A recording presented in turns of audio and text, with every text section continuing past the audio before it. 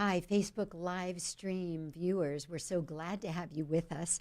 I'm talking to Tom Paladino today, who some of you may remember has created a technology using scalar light to intervene on the actual genetic structure of viruses and render them incapable of hurting us and replicating. Tom, welcome. I'm so happy to have you with me here. And if you can hang on for 1 second, I'm going to go ahead and start the radio show. So remember, live stream viewers, you're backstage with Change It Up Radio with Paula Shaw. And we're so glad to have you with us today. I'm very excited about Tom because his work is amazing. All right, we're just about to begin Change It Up Radio with Paula Shaw. Here we go.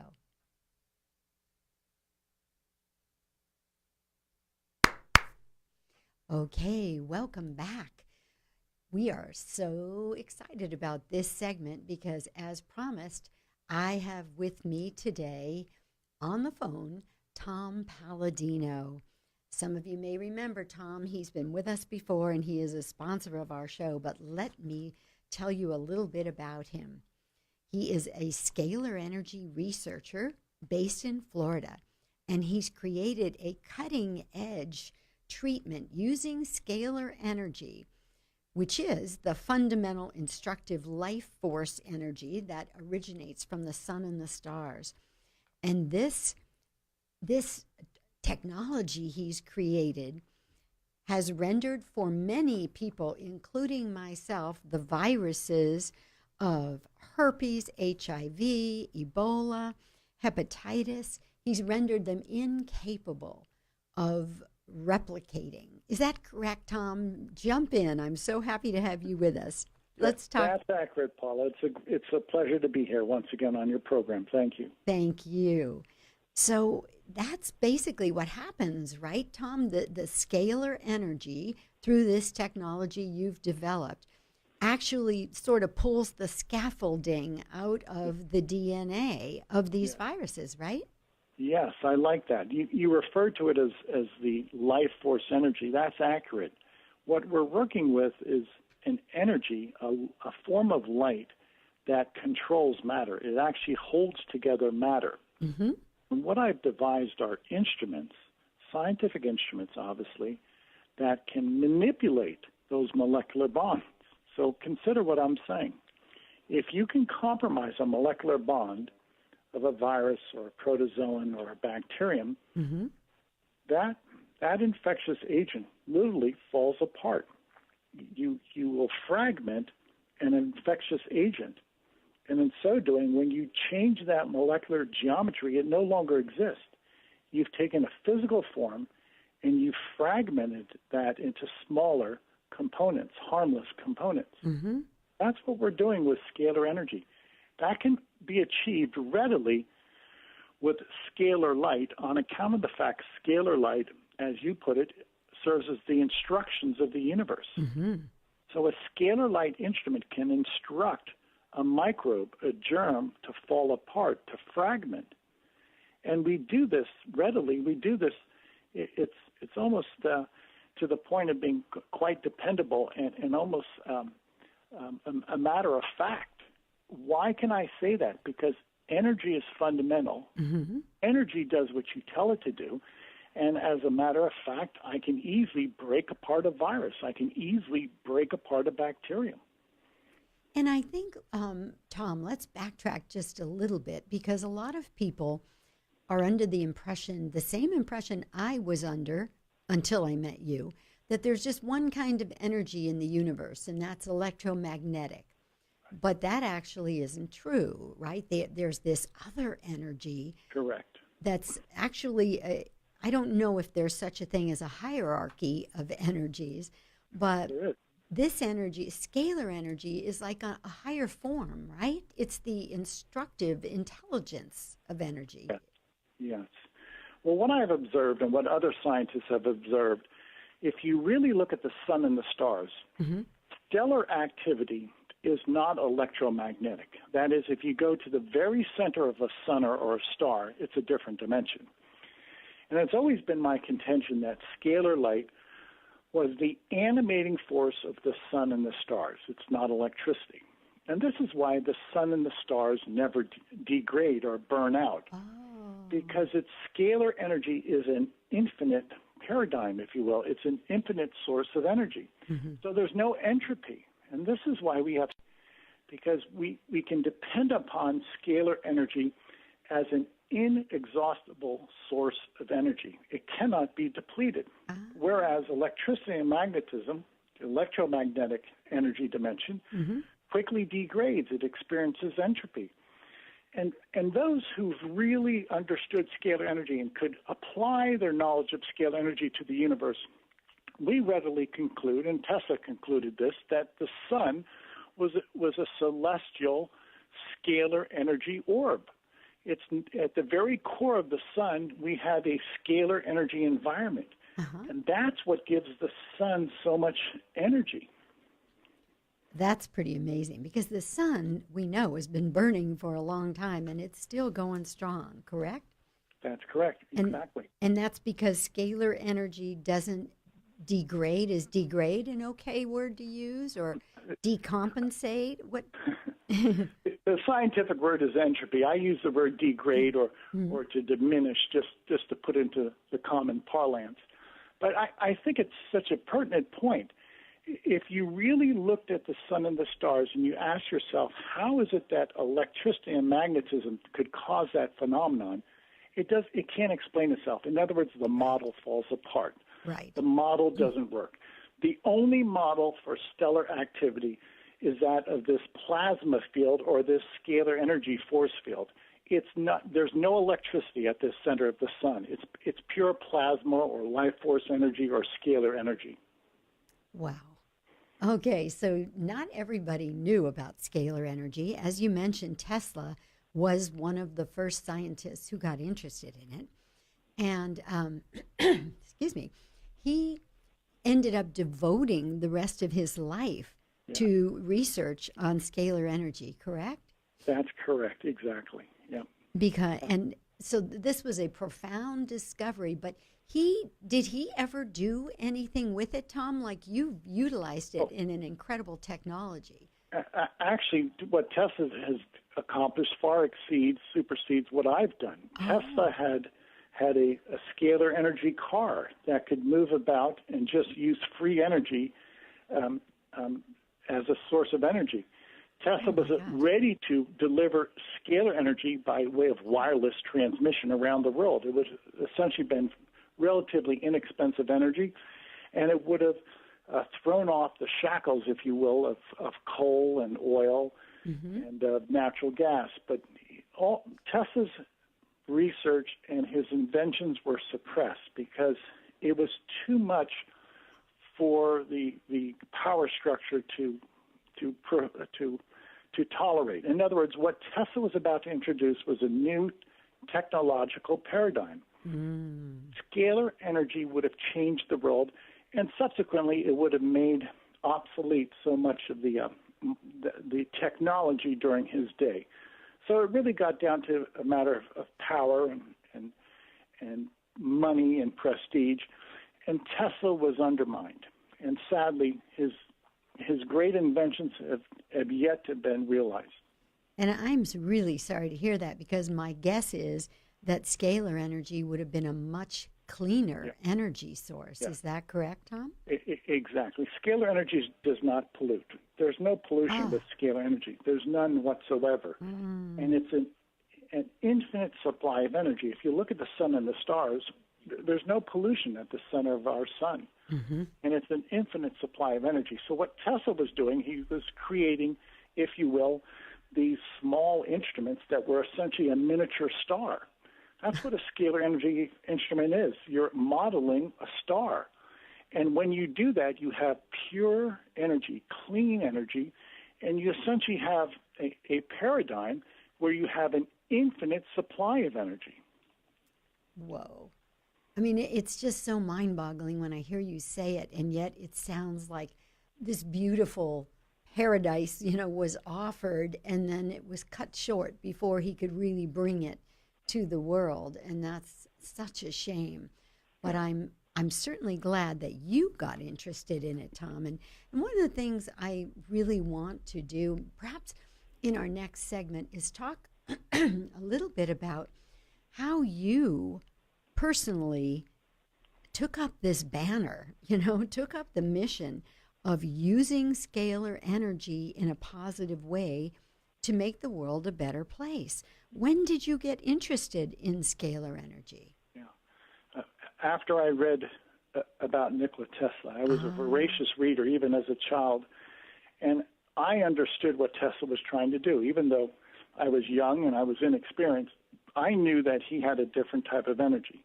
And there really is going to be no comparison to what Tesla has achieved, what scalar energy offers, in comparison to our existing power grid, in comparison to our existing technology. Mm-hmm. Scalar energy, this new technology, is going to make obsolete what we embrace today as technology.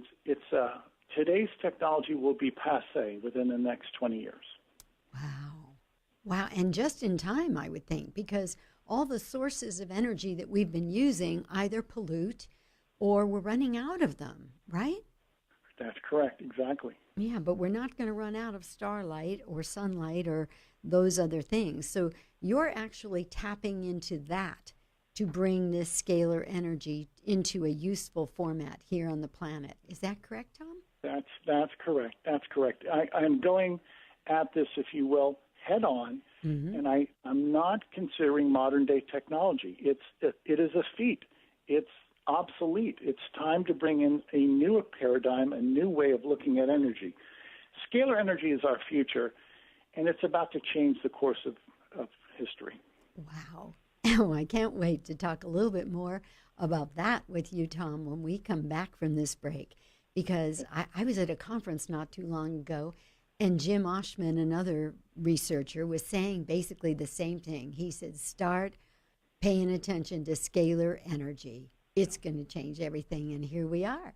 So when we come back in just a moment, Tom, let's talk more about that. We'll be right back. Okay, so Facebook live stream listeners, we're just going to go right ahead into our next segment with Tom. And Tom, let me ask you a quick question. I didn't do the disclaimer we'd spent so much time talking about. Shall I do it at the beginning of this segment or wait and just do something at the beginning of the whole interview that we can edit in? Why don't we'll edit it in, and I will send you that disclaimer by email, and you could edit that in. How's that? That would be perfect. And when we're done here, I'll give you an email address, or I'll have Todd call you and give you the email address, and then you can mail it right here to the studio, and we'll just do it after you and I are done. Okay, thanks. Okay, perfect. Thank you. All right, here we go. Welcome back to Change It Up Radio with Paula Shaw. I am talking today with Tom Paladino, who many of you know. He's a sponsor of this show. He has been with us before because I'm so excited about what he's created. He is a researcher from Florida that has created a technology that utilizes scalar energy to dismantle the DNA of viruses, pathogens. He does all kinds of interventions with scalar energy on the bioenergy field that cause change in the body. So I, for one, am somebody who no longer struggles with cold sores and fever blisters because Tom's technology dismantled the herpes 1 virus that I had. I most definitely had it before, and after Tom's intervention with scalar energy, I had a test done at LabCorp that says the DNA of herpes 1 was no longer detected in my body. So I am living proof myself, and one of the reasons I'm so excited about sharing Tom with the world is because I want you all to never have to deal with HIV or herpes or Ebola or some of the other pathogens out there that are making life very difficult for a lot of people. So I'm so delighted, Tom Paladino, that you're on the planet, that you've done what you've done. And I'd like to talk a little bit more about all of that right now. So, Tom, one of my goals today was to let the audience have a little more of a peek at who really is Tom Paladino. So, did you actually grow up in Florida or did you move there? No, I'm a native New Yorker. Me too. Well, yeah, that's where I was born. I was born in New Rochelle, New York. I like Florida because I like warm weather, frankly. Yes. And that's bluntly why I'm in Florida. I am married. I've got a wonderful wife, and I've got a Saint Bernard. And if you ever come to Florida, you'll visit both of my wife and my Saint Bernard. I would say that I have what I would consider a balanced lifestyle. I enjoy, again, living in Florida. My wife, Nita, is the love of my life, and I would say that I'm blessed because I love what I'm doing with research. I love the path that I've chosen. I would not change it for anything. As a scalar light researcher, I have such fulfillment in my life, and I know that what I have to offer mankind will change history. So how many people can make that declaration that they like what they're doing and what they're doing is going to be of such an impact that it will have an influence around the world? Yes, it's huge. It's huge. And to know that this technology can free mankind of being in a constant struggle or even dying because of some of these pathogens out there that we all know about. And I have here on my desk with me today some of the reports that had been sent to me in the past where people have sent to you. And on what would you give your website, Tom, so that people can go there and look at all of this? Sure. Our main website is scalarlight.com, and that's SCALAR, scalarlight.com. Scalarlight.com. And I'm holding right here now. Oh, before I talk about these, let's remind our audience what a PCR test is. Sure. We're working with a diagnostic test. It's called a Polymerase Chain reaction test.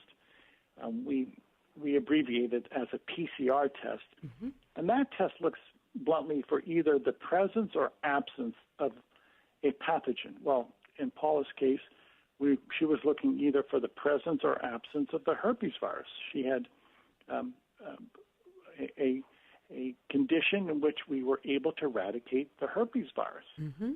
Now, by the way, it's quite common. A lot of people have what's known as oral herpes because you can pass it by exchanging saliva or by drinking from a common water cup, if you will. Yeah. Anyway, the long story short is Paula took it upon herself to have a PCR test performed. It's a rather accurate test. And after we used the Scalar Light session on Paula, the PCR test came back negative, no viral load. That is no indication that the virus is in her body. It's been fragmented and destroyed. Yes. And this PCR test is probably the most accurate diagnostic test used today by the medical community. And what it's looking for is the DNA of that particular virus. Is that correct, Tom? Yes, in particular the RNA of say some viruses. In your case, it's the DNA of the herpes virus. Correct. Got it. And so. And by the way, we did that treatment more than 6 months ago. And I got one day, probably, 3 or 4 months ago, I got what looked like it was going to be the start of a cold sore. And I thought, oh no. But then something in me just knew that there was nothing to worry about. And the next day, it looked like a little teeny, like it was starting the way they do. The next day it was smaller, and 2 days later it was just gone, and I didn't put anything on it, and I did not take any medication. it just seemed like it was like how do you say, a last hurrah, trying to make, break the surface, but it just didn't seem to have any strength. And since then, I've never had anything. So I am delighted, and I am convinced that herpes has been eradicated from my body through this scalar energy session that I experienced with you. And you know what, Tom? I don't want to forget to tell our audience that they can all experience the same thing that I did free if they go to freescalar.net. I'm going to say that again, freescalar.net. You will see on that website that Tom offers a 15-day free trial. You can experience the same thing I did that rid my body of the DNA of the herpes virus. Herpes 1 no longer lives in my body. So again, for those of you who are listening, that is freescalar, SCALAR.net. And all you have to do is sign up there and send Tom a picture. Let's tell them, Tom, why do you need a picture? When I work with people with a scalar light instrument, people do not have to be physically present. A scalar light instrument will find somebody by way of their photograph. If I can find a cell phone by way of a satellite, so to speak, then my instrument likewise works like a satellite in which I can find somebody anywhere in the world. So when people want a scalar light session, they simply submit a photograph of their skin, some part of their body, some part of their skin, their anatomy. Mm-hmm. That's all I need. My instrument will find them like a satellite, and as Paula has mentioned, it sends out an instruction. Scalar energy is intelligence. It is instructive energy. And the instructions that we send into the body serve to break down microbes, serve to break down the germs of the body. So the only thing people need to do is visit that website, freescalar.net, submit your photograph, submit photographs of your family, and I will do the work with my scalar light instrument. And after a session of scalar light, you will see that you are germ-free. We will destroy the common germs known to man, and the process is dependable, it's painless, and as Paula mentioned, it rid her of the herpes virus. Mm-hmm. And Tom, I would imagine that you get hundreds of thousands of people taking advantage of this offer every day. Is that correct? We do. It's growing, Paula. You can't. In other words, if I really can eradicate the herpes virus, and I have so many diagnostic tests that are proving that, and the mm-hmm. word of mouth is getting out there, we do receive hundreds of thousands of photographs every month. And you can still work with all of those. Yeah. Wow. But are you getting the response on the worldwide scale that you kind of would think this sort of discovery would get? Yeah, you would think, and you would hope so. Frankly, it's word of mouth, and only a few people of your ilk, Paula, who's really taken the time and really had the courage to come forward. I will say that to this day, my research is still being suppressed. And even though what I have to say is groundbreaking, and this could abet the lifestyle of so many people around the world, mm-hmm. you'll not see the major news networks really work closely with me. I'm still being shunned because there's a power structure that I'm threatening. Yes. Oh, yes. How about drugs and the standard treatments that everybody is used to and that cost people a lot of money? So you're offering something that's easy, that's painless. Nobody has to travel across the world to receive your treatment, and it works. So I want to encourage my listeners to please go to freescalar.net. You have nothing to lose, but maybe that virus that's been making your life miserable. Tom Paladino is the real deal. I love this man, and I have been blessed by his technology. And I really encourage every one of my listeners to please go to freescalar.net and get your experience with eradicating something that may be making your life difficult. Tom, unfortunately, time with you always flies by way too fast. But I thank you again for gracing us with what you have created and with your wonderful self, who we got a little bit of a better peek at today. So thank you for being here. Thank you. You take good care. Good care. We need you, Tom Paladino. Thanks for your effort, Paula. Again, I really appreciate how thorough you are and that you have the courage to come forward and to bring this new technology into mankind. I would have thought that it would have caught on by now, but we need more intrepid people like yourself. So yes, bravo we do. to you. And we will have you back with us again very soon, Tom. Take care. Bye-bye. And thank you to all my Facebook live stream viewers. Remember that you can find Change It Up Radio with Paula Shaw on Sunday nights on AM 1170 and 96.1 The Answer. And we're also on every major podcast platform. So please join us again next week on Change It Up Radio with Paula Shaw.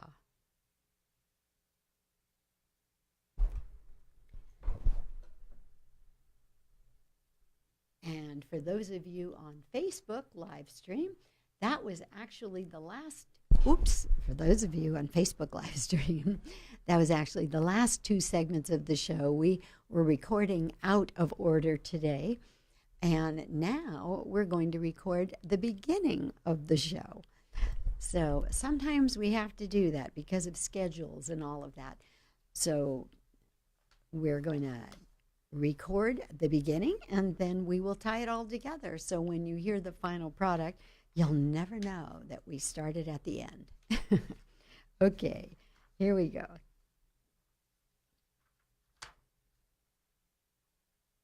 Okay.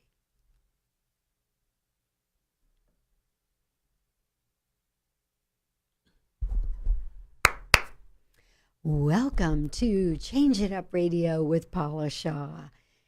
So glad to have you with me today because we have an amazing guest, one of my favorite people on the planet, who has done some amazing work and developed a technology using scalar energy that actually dismantles the DNA of viruses such as herpes, HIV, Ebola, some of the viruses, germs, and pathogens that are causing so much suffering on this planet. Tom Paladino has come up with a technology that delivers scalar sessions to these people that can be healing. It can be amazingly healing. And I am one of the people who has experienced Tom's technology. So please stay with us. He'll be with us a little later in the show. And if you haven't met Tom before, you definitely want to meet him now. So welcome to our show today. As most of you know, I'm Paula Shaw. I am an author, a speaker, a life transitions therapist, and of course, the host of this show, which is the most fun thing I get to do. I want to talk a little bit today about my work in the beginning of this show, because I'm not in the same way Tom does, but I also work with energy. Rather than just doing talk therapy in my work, in addition to talking to my clients, we intervene on the issues via the energy system. So some of you out there may have heard of techniques and methods like EFT, emotional freedom technique, thought field therapy. Those are both what we call meridian tapping methods. There are other methods in the field where we work with the subconscious mind. Sometimes we install a word into the subconscious mind that will eliminate unpleasant feelings and experiences when we use the word consciously. I also wrote a book that many of you have seen here on our shows, Chakras, the Magnificent Seven. This is a book that's all about working with the chakra or energy centers, the chakra system, to create change, because everything's energy. So even our thoughts, our feelings, our emotions, our problems, our negative patterns, it's all energy. And if we can dismantle those patterns, then we can alleviate the problems that they're causing. So that's really what I'm excited about that I do in my practice that is very different from therapies that just use talking or just use behavioral change or that kind of thing. We actually bypass the conscious mind in the work that I do and in the field of energy psychology. We're bypassing the conscious mind and going straight to the energy system and the subconscious mind, because we all have these things called limiting subconscious beliefs. And they're beliefs that your subconscious is holding on to that you don't even know that you have. Because the conscious mind is only 5% of our mind functioning. The subconscious is 95%. So here we all are struggling to change our lives with 5% of our minds. But 95%'s got its own ideas. And if we can't clear those limiting beliefs and those trauma patterns that the subconscious is holding on to, now we can have some real problems. Now we're really in a struggle with trying to make our change. That's why people who are suffering with addiction, they can be totally clear with their conscious mind that too much alcohol or too many drugs, those things are ruining their lives. They're making them incapable of being able to carry out normal life function. And yet, wanting that to be different and realizing that this is a problem doesn't go a real long way with actually changing the behavior, because they're compulsed to do what they're doing. And they may be compulsed by subconscious beliefs that this is the only way they can survive, or that life is too painful without drinking or using drugs. So if we don't conquer the limiting subconscious beliefs or the ideas that live in the subconscious that are not accurate, that are actually very problematic, if we don't conquer those, if we can't eliminate them, which we can almost sort of like dissolve them or neutralize them using the amazing tools that we have in the field of energy psychology. And in addition to that, I use in my practice mindfulness techniques that really bring a person into the moment and make them very conscious of what's going on with them. Because I think too often our mind is in one place and our body is somewhere else. But when we bring mind and body together, when we can make sure that the consciousness and the awareness and what is actually being experienced in the moment are all one, then we can really create change in a rapid and dramatic way. So the good news is you don't have to spend 20 years on the couch anymore. And these techniques that we use are extremely, extremely powerful and effective. There was a time way back in the beginning, because I'm one of the founding members of the Association for Comprehensive Energy Psychology. So I've been in this field since the beginning. And in the beginning, we would all get together at a hotel in Las Vegas and we'd say to each other, now, where are you tapping? What are you doing? And then what is the phrase you say there? And what happens? And all we knew was our clients were experiencing great results. We were experiencing amazing change, but we didn't totally understand why. Now we know that we actually are intervening on the energy system in a way that is affecting the brain. One of the studies that I love was done at Harvard, where they actually did an MRI in real time, and they were observing what happened in the brain when the person who they were testing started thinking about something that was upsetting to them. And what happens when we are upset, a part of our brain called the amygdala fires up, because that's the part of the brain that's getting you ready for fight, flight, or freeze. So when the amygdala fires up, the frontal cortex here, which is the thinking part of the brain, kind of shuts down because blood gets shunted from there to the back brain to get the amygdala fired up. Well, does that explain to you why you can't think very clearly when you're really angry? Or why things like that Rodney King episode back in our past happened? Because when people are all fired up for fight, flight, or freeze, they are not doing good, clear, logical, linear thinking. So when so what happened in this study that I was talking about at Harvard, they saw the amygdala fire up, and then they simply stimulated these meridian points on the side of the eye. Now, in energy psychology work, we either hold those points or we tap them, but they used needles to stimulate them like you do in acupuncture. That's really what's happening when they use needles in acupuncture. And what they saw was that stimulation was sending calming signals to the amygdala. In a way, it was like rewiring the brain to say, you can chill. Even though this upsetting thing still exists, you don't have to react to it in that way. You don't have to let it upset you and fire you up. So now we have a much better understanding of why techniques like EFT and other meridian tapping techniques work, because we're actually sending signals to the amygdala, telling it that it can calm down, it doesn't have to worry, survival is not on the line, and we can respond in a different way. In fact, we can respond and not react. And that's the problem too much of the time.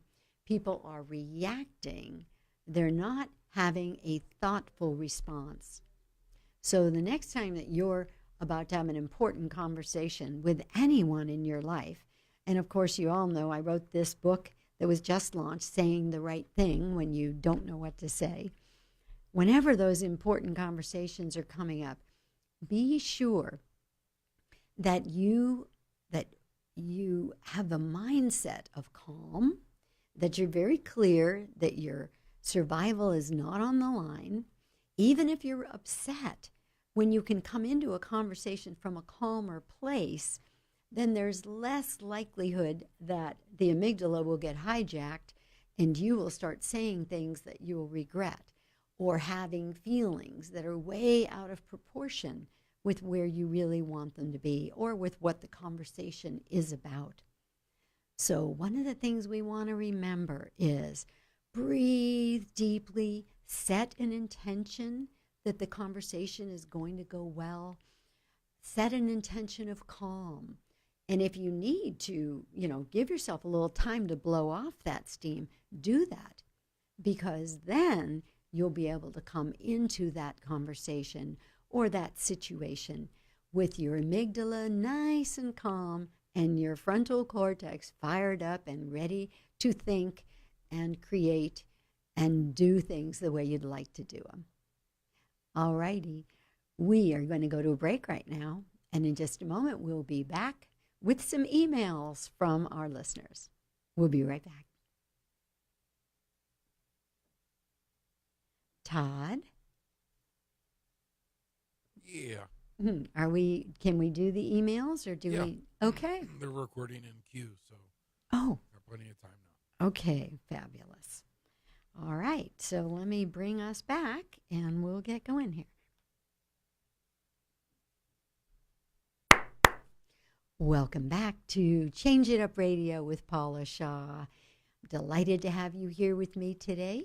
And we are just going into a segment where we're going to answer some emails from our listeners.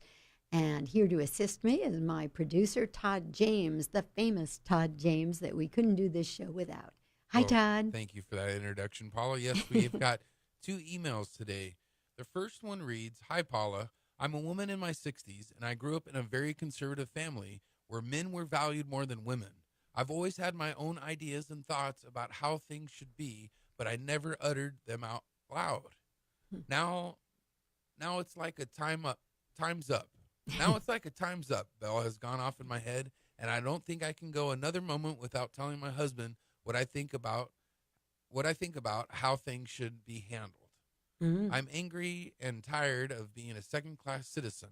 I'm more talented than any of them. How do I express myself and still keep my family? Lana. Woo! Well, Lana, it sounds like you've had enough. No more mansplaining, no more being second-class citizen.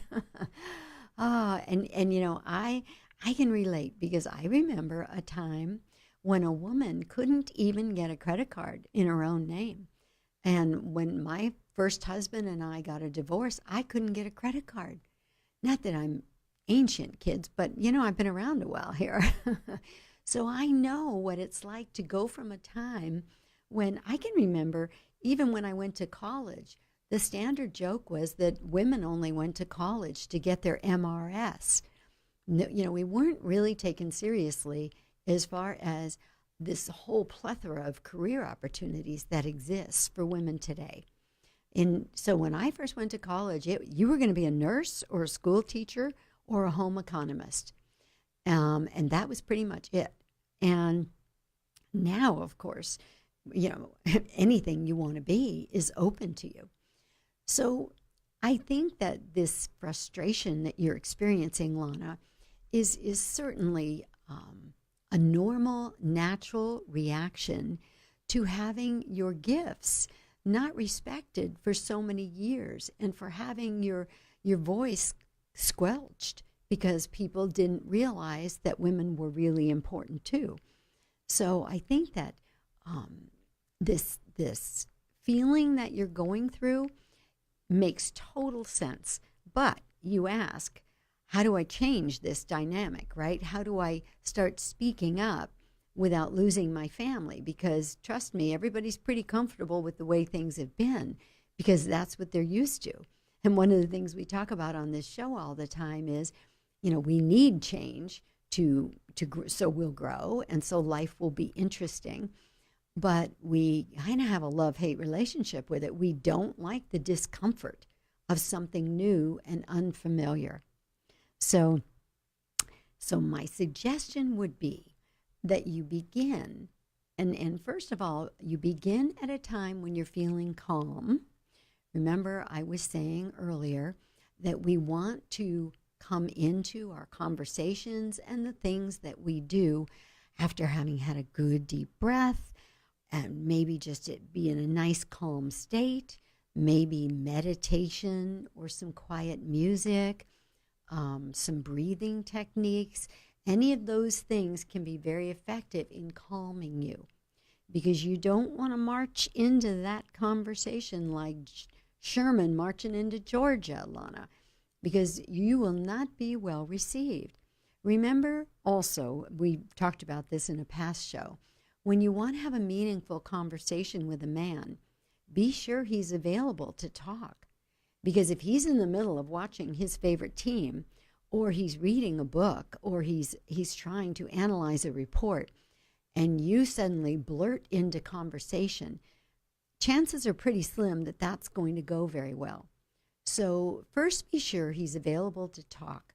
And then in a calm tone, because remember, ladies, when we start getting crazy and hysterical and crying and screaming, we lose the men because they tend to be more linear thinkers. When we go totally into emotion, it's a zone they're not all that comfortable with. So if you want your man to hear your words, say them clearly and calmly, and most of all, succinctly. It doesn't usually work well with men when we go on and on and on and on. Make your point, and once you've made that point, move on. Because after that, you'll lose him. And just explain to him your frustration and that, you know, you want to live your life full out too, that you want to be able to express your ideas and your thoughts, that things have changed and you want to step into this new time in a new way. so that your life can be happier and more fulfilling. I hope that helps, Lana, and please keep in touch and let us know how it goes. Okay, Todd, do we have another? Yes, we do. We have one more email. This one reads, "Hi, Paula. I recently found out that my teenage daughter is having sex. While part of me is shocked and heartbroken that she's chosen to have this experience now, I know that she is following normal, natural urges and she's not engaging in slutty behavior. She has a great boyfriend, and I think they are in love. I hate to say it, but I'm having a hard time even looking at her. What do I do? I don't want to lose my daughter, but my feelings about this are huge. Tanya." Okay, Tanya, I'm a mother of a daughter as well. And my heart completely goes out to you and relates to you, because I can remember when I had that moment with my daughter. And it's tricky, because if you, either because of your own training and upbringing, if you believed your daughter should wait until marriage to have sex, or if you just hoped for her that she'd be in this beautiful, committed relationship before she had sex. Now she's done something that is in direct opposition to your dream for her. So of course you have huge feelings. And you probably also have some fears, because you want her not to get any STDs, and you don't want her to get hurt. And we all know it's very unlikely that a teenage relationship is going to be the final relationship. So there are so many emotions that are kicking around in a situation like this. And the bottom line is, she didn't do what you really wanted her to do. And I don't know what kind of training you gave her in growing up, but most parents, I think, hope that their children will wait until they're older and even married, or at least young adults, before they will take those steps and become sexual beings. But we do have to remember that sexual feelings are normal and natural. They are a part of how we've been created. And once they've gone through, I'm blanking on the word, when you go to that next step of life. It happens when you're like 13. Todd, do you know what I'm talking about? Puberty. Adolescence? Puberty leads to adolescence. Just a huge mind fade for a minute there. But once we go through puberty, our bodies are naturally getting ready for reproduction. So sexual hormones and sexual feelings and sexual urges, they're all a normal part of that time in life. And so we want to remember that. We don't want to make our children wrong because they're really experiencing what's normal and natural. What we need is to keep the door open so that they will talk to us openly and honestly about what they're experiencing. So they have a safe place to go. So they have support. We don't want to make them wrong, so they're out talking to the wrong people, trying to get answers about their sexual experiences.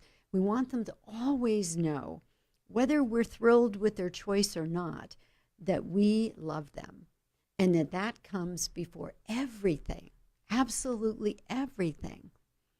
And if your child knows that they're loved, then when life gets more complicated, when other things come down the road, they're going to know where they should go, who they should talk to, who they can count on, and where they are safe.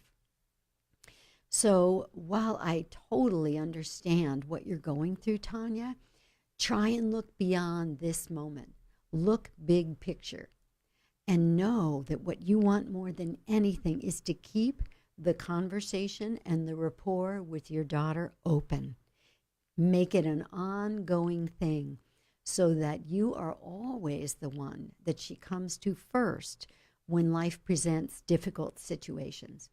Because if we don't do that, if we make our kids wrong for being human, then they're going to go out there and seek the answers from somebody else. And those answers that they get may be the last kinds of answers we really want them to have. So if you want to stay in a position where you've got some importance and power in what happens to your child's life, then you got to keep the conversation open. You have to find a way to say the right thing that keeps the door open. Tell your truth, of course, express your feelings, but do it in a way that is not hurtful, that isn't condemning or judging. I mean, of course you have to have discipline, and of course you have to enforce any rules that have been set in the family and that kind of thing. I'm not saying become the best friend and not the parent. But what I am saying is remain the loving parent. And I know sometimes we get so angry with our kids we can hardly look at them. But look them in the eye and tell them you love them.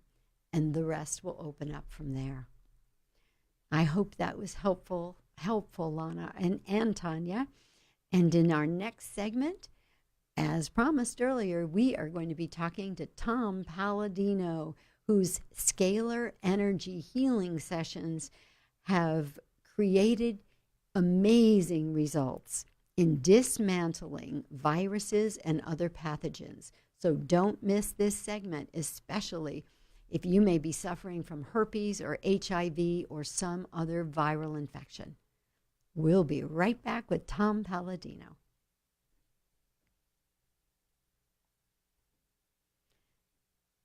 All right, Facebook live stream viewers, we are so happy to have you with us today.